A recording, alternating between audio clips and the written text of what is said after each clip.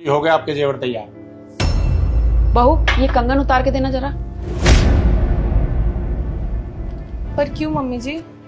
अरे वो क्या है ना, प्रीति के लिए जेवर बनवाए हैं, थोड़ा सा सोना कम पड़ रहा है तो ये उतार के देगी ना, इससे कट के बन जाएगा। उतार दे। वैसे ये पूरे पड़ जाएंगे कंगन इसके? हाँ आ जाएगा। उतार के दे बहू। लेकिन ये कंगन मेरे मम्मी पापा ने मुझे मेरी शादी में दिए थे। अरे मैं भी तो तुम्हारी माँ जैसी हूँ, माँ ना सासू माँ हूँ पर हूँ तो माँ। अरे जो भी सोचूंगी अच्छा ही सोचूंगी। वो क्या है ना, अब देख तेरी नंद की शादी है, ये जिस घर में जाएगी वहां पे नाम होना चाहिए ना, सबको ये लगे कितने बड़े घर से बेटी आई है और कितना अच्छा जेवर लेके आई है, सब तारीफ करेंगे ना। अब ऐसे खाली हाथ नहीं भेज सकते ना। तू उतार ना, तेरे लिए जो भी करूंगी ना अच्छा करूंगी, आगे तेरे लिए बनवा दूंगी ना। अभी उतार दे ला।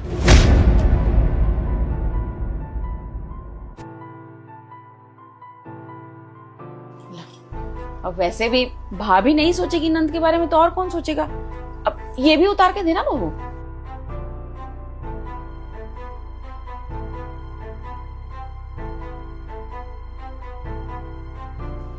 भाई साहब इससे बन जाएगा ना?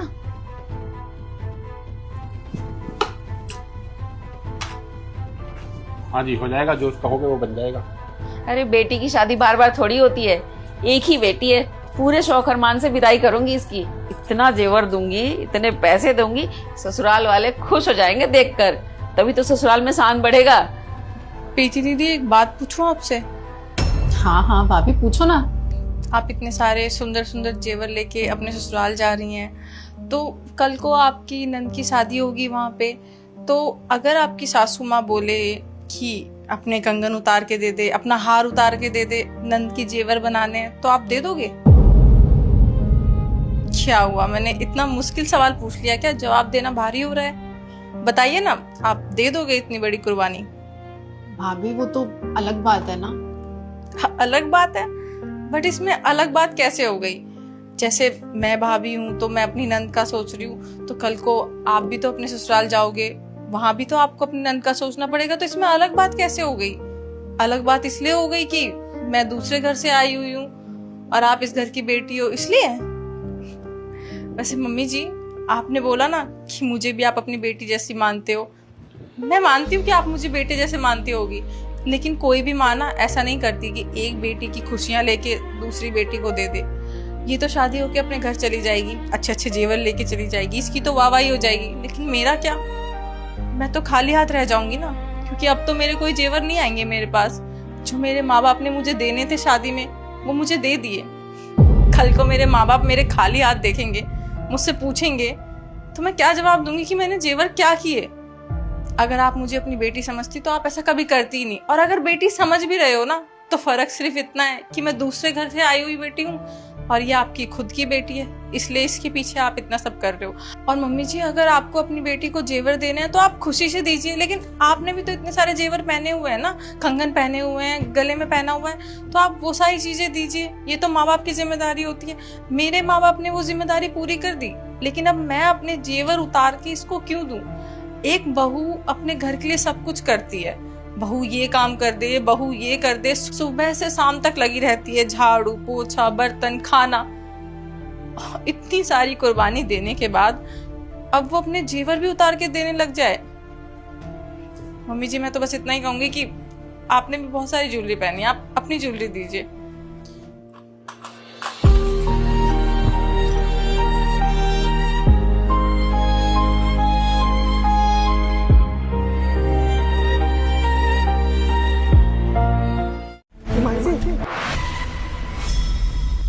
तनख्वाह आ गई तुम्हारी? हाँ हमारी तनख्वाह आ गई है, पूरे 7,500 रुपए। हमारी कंपनी की सिक्योरिटी गार्ड की सैलरी मात्र 7,500 रुपए। How is that possible? लेकिन तुम्हें हमने मना किया था कि हमारे दफ्तर में नहीं आना। अरे मैनेजर मैडम देखेगी तो डांटेगी हमें। काहे आए हो? पकड़ो।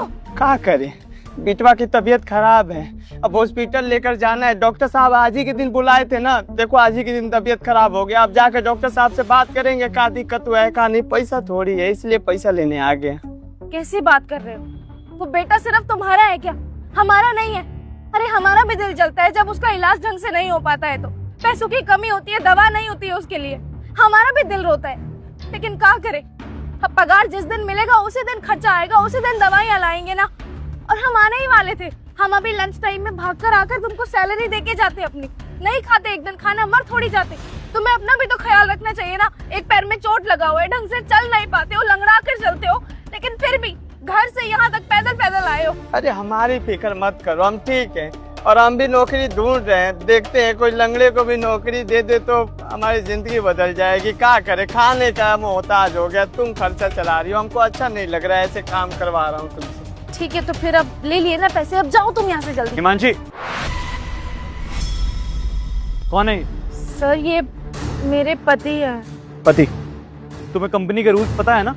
ऑफिस प्रेमिसेस में तुम अपने रिलेटिव्स को नहीं बुला सकती हो अनटिल और अनलेस कोई इमरजेंसी हो तुम्हें, लेकिन फिर भी तुमने अपने पति को बुला लिया यहाँ पर।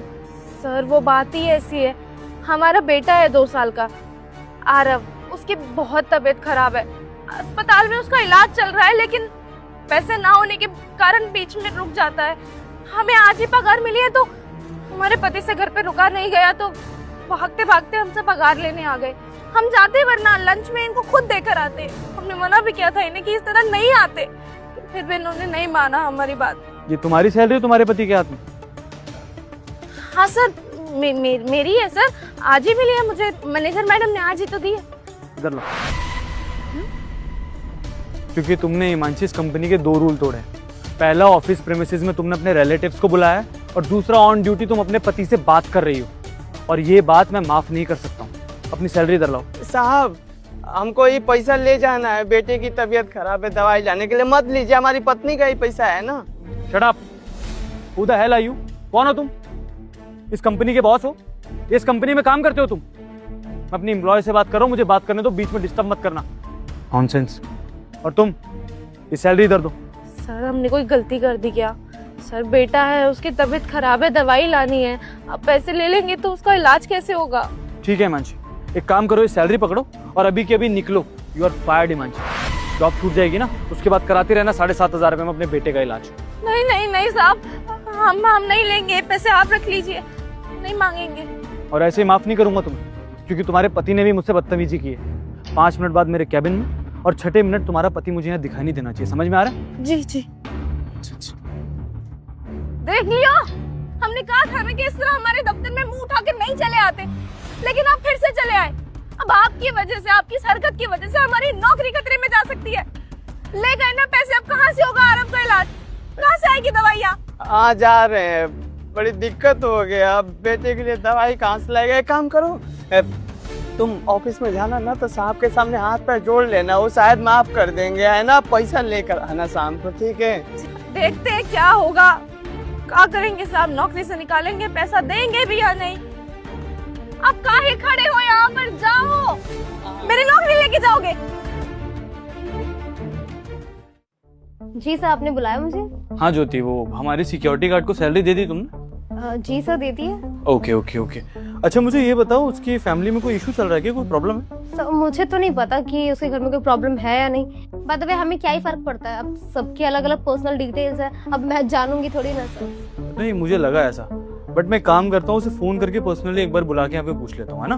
बट सर क्यों, आपको क्यों जानना है? इतने सारे लोग हैं, उनकी पता नहीं क्या क्या दिक्कतें चलती रहती है, अब उनकी लाइफ में इंटरफेयर करेंगे तो अच्छा नहीं लगेगा ना। क्या ही जरूरत है, रहने दीजिए। ज्योति, इस कंपनी का बॉस मैं हूँ, तुम नहीं हो, तो मैं डिसाइड करूंगा कि मुझे क्या करना है और क्या नहीं करना। अगर मैं अपने स्टाफ से सामने बात करना चाहता हूँ तो इसमें प्रॉब्लम क्या है भाई? आई डोंट थिंक तुम्हें कोई इशू होना चाहिए। कोई इशू है? No no sir. Great. Himanshi को भेजो जरा ऊपर। हाँ जल्दी।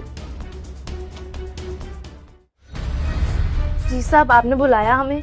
हाँ हिमांशी, ये बताओ सब ठीक है ना? नहीं तो सब ठीक है। नहीं मतलब अभी तुम मुझे गेट पे कुछ बता रही थी ना कि तुम्हारे शायद 2 साल के बेटे की तबीयत खराब है, ऐसा कुछ है क्या ऐसा? हाँ वो सर, मेरा बेटा है 2 साल का, वो बहुत सीरियस है, उसका इलाज चल रहा है, उसमें खून की कमी है सर। उसका इलाज कराने के लिए बस मैं और मेरे पति परेशान हो रहे हैं। वो ठीक हो जाए बस हमारी जिंदगी की आधी परेशानियां खत्म हो जाएंगी। हिमांशी देखो, मैं समझ सकता हूँ, ये हारी बीमारी तो हर किसी के घर में चलती रहती है, लेकिन इसके अलावा और क्या परेशानी है तुम्हें? है ना परेशानी, कम सैलरी जिसमें हमारे घर तक का खर्चा नहीं चल पाता। सैलरी? ऐसे कितनी सैलरी मिलती है भाई तुम्हें कि कम पड़ रही है? आई मीन सिक्योरिटी गार्ड के हिसाब से तो मैं तुम्हें सही सैलरी देता हूँ एकदम। कितनी मिलती है? अब सब मैं बताती हूँ ना, इसकी सैलरी तो मैं ही देती हूँ, 15,000 रुपये सैलरी सर। ज्योति शायद तुम अपनी पोस्ट भूल चुकी हो। इस कंपनी में सिक्योरिटी गार्ड नहीं हो तुम, मैनेजर हो, और मैं अपनी सिक्योरिटी गार्ड से बात कर रहा हूँ। तो मुझे उससे बात करने दो please, don't disturb us please. हाँ, कितनी सैलरी मिलती है तुम्हें हिमांशी? 1 मिनट मैडम, हमारी सैलरी 15,000 रुपए? आप मजाक कर रही हैं क्या? आपको पता है ना कि हम ही आए थे आपके पास ज्वाइनिंग के लिए, और आपने हमें क्या बोला था कि इस कंपनी में जो भी लड़की गार्ड का काम करना चाहती है उसे 7,500 से ज्यादा रुपए नहीं मिलते हैं। और सिर्फ इसमें क्या, आसपास की सारी कंपनी में यही रूल चलता है। यही सोचकर हम काम करना शुरू भी कर चुके थे इस कंपनी में, लेकिन हमें नहीं पता था कि हमारी सैलरी दुगनी है और आप हमारे पैसे काट रही हैं। तू अपनी बकवास अपने पास ही रख, समझी ना? सर ये पता नहीं क्या फालतू बातें करे जा रही है। 15,000 ही सैलरी, और मैं इसको ना हमेशा इन हैंड सैलरी देती हूँ। झूठ बोल रही है सर ये। मैडम क्यों झूठ बोल रही हैं आप हमें हर महीना नगद 7,500 रुपए देती हैं। आपने तो हमें ये भी बोला था कि खाते में पैसे अटक जाते हैं। हम लेकर आए थे इनके पास अपने खाते की किताब, लेकिन आपके सामने तो ये साफ झूठ बोल रही है। मैडम, हम अपने बेटे की कसम खाते हैं, हम झूठ नहीं बोल रहे। हम इस दुनिया में सबसे ज्यादा प्यार अपने बेटे से करते हैं। हम बिल्कुल झूठ नहीं बोल रहे हैं। हमें ये मैडम इतने ही पैसे देती है जितने हमने आपको बताया है। 7,500 रुपए से 1 रुपया ज्यादा नहीं मिला है हमको जब से हम इस कंपनी में काम करने आए हैं। 6 महीने से काम कर रहे हैं साहब हम यहाँ पर, और इन्होंने हमें बोला ही कि हमारी पगार ही इतनी है, हम क्यों झूठ बोलेंगे?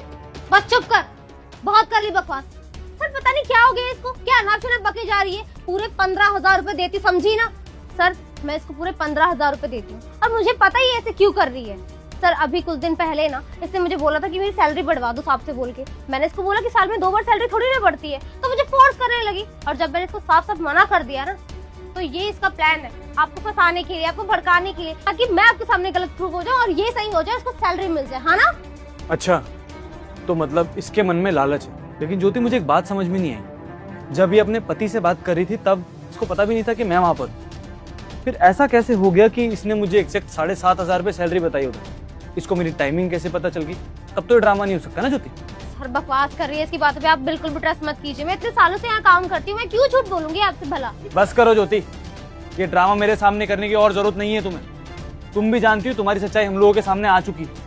इस फीमेल सिक्योरिटी गार्ड के पूरे 7,500 रुपए कम दे रही हो तुम, और पता नहीं कितने समय से दे रही हो। कब से मिल रहे तुम्हें 7,500?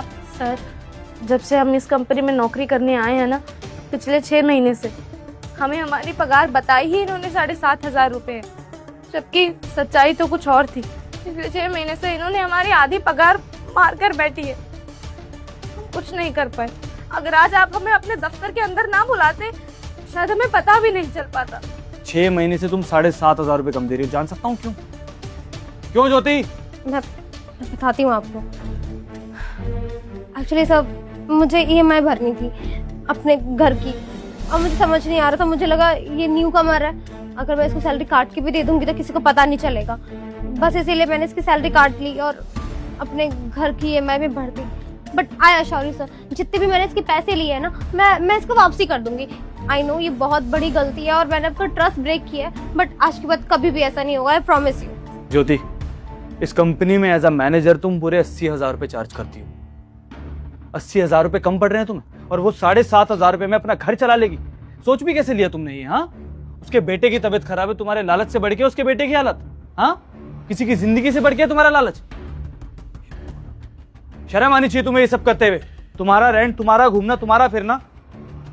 अगर इतने पैसे कम पड़ रहे तो मेहनत करो ना, आगे बढ़ो, अच्छी सैलरी मिलेगी तुम्हें। किसी गरीब का हक क्यों मार रहे हो तुम लोग? तुम 80,000 रुपए में अपना घर नहीं चला पा रही हो, लेकिन वो औरत 7,500 रुपए में सब कुछ कर सकती है। अपने पति को भी पाल सकती है, अपने बच्चों को भी पाल सकती है। शर्म आनी चाहिए तुम्हें ये सब करते हुए। क्योंकि 6 महीने में पूरे 45,000 का घोटाला किया है तुमने इसके साथ, और 45,000 रुपए छोटा अमाउंट नहीं होता है। अगर उसको पूरी सैलरी मिलती ना तो वो अपने पति का ख्याल रख पाती, अपने बच्चे का ख्याल रख पाती, लेकिन तुम्हारी वजह से ना वो घुट घुट के जी रही है और कुछ भी नहीं है। उसके पति की हालत जानती हो तुम? पैर में चोट लगी हुई, बेचारा चल नहीं सकता ठीक से, अकेले अपना घर चला रही है वो। तुम्हारे बाप जितना पैसा नहीं है उसके पास, लेकिन फिर भी तुम्हें शर्म नहीं है जरा सी भी। सोसाइटी की दिक्कत है ज्योति, पता है? दिक्कत तुम्हारी नहीं है ज्योति, दिक्कत है तुम्हारी सोसाइटी की, सोशल मीडिया की। क्योंकि तुम्हें हर जगह पे ना ये दिखाना कि मेरे पास बहुत पैसा है, मैं ये खरीद चुकी हूँ, मेरे पास ये है वो है, और इसके चक्कर में अगर किसी गरीब का नुकसान होता है तो होने दो, लेकिन मेरी कंपनी में नहीं जोती। ये गलती माफी के लायक नहीं है, समझ में आ रहा तुम्हें? अब एक काम करो, अपने क्यूबिकल में जाओ, अपना सामान उठाओ और निकलो यहाँ से। चलो, you are fired now. Sir ऐसे मत कीजिए, आई एम रियली सॉरी। मैं जानती हूँ मैंने गलती की है, बट आप प्लीज मुझे जॉब से मत निकालिए। जॉब मेरे लिए सच में बहुत ज्यादा मायने रखती है। शुक्र मनाओ तुम्हारी पुलिस कंप्लेंट नहीं कर रहा हूँ मैं। एक गरीब का हक मारा है तुमने, बोलो कर दूं पुलिस कंप्लेंट? हाँ नहीं नहीं नहीं नहीं सर, मैं अपना रेजिग्नेशन दे दूंगी। आप पुलिस कंप्लेंट मत कीजिए। ग्रेट, निकलो यहाँ से।